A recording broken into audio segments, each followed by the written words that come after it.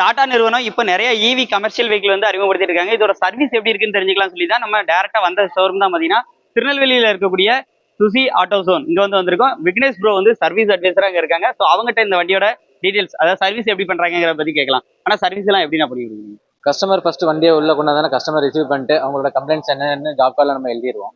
எழுதினதுக்கப்புறம் நம்ம டேரெக்டாக வண்டியை வந்து ஈவிக்குன்னு 2 பே உண்டு நம்ம ஒர்க் ஷாப்பில். அந்த 2 பே இங்கே பார்த்துக்கிட்டா உங்களுக்கே தெரியும். 2 பேல அட் அ டைமில் 2 வண்டி போட்டு நம்ம வேலை பார்க்கணும். எதுக்குன்னா சீக்கிரம் வேலையை முடிச்சு கொடுக்குறக்காண்டி தான்.